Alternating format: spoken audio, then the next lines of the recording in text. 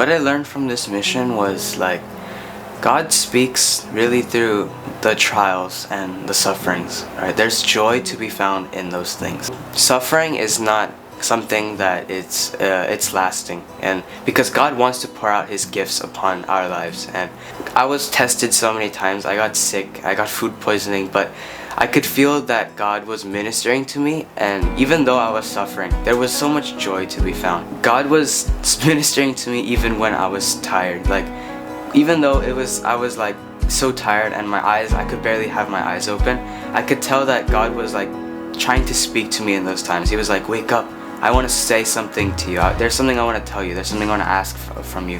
And if you would just listen to me, I can pour these things out upon you.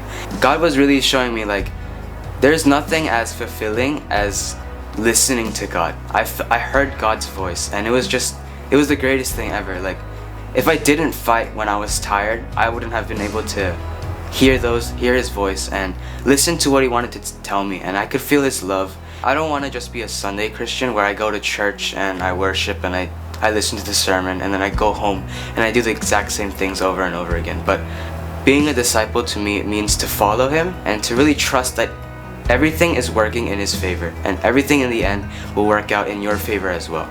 But what I saw in the mission was that they were still living their lives for God. They were so happy for God, and they just wanted to see what God would bless them with more, and they were just ready to receive His blessings, to receive His love.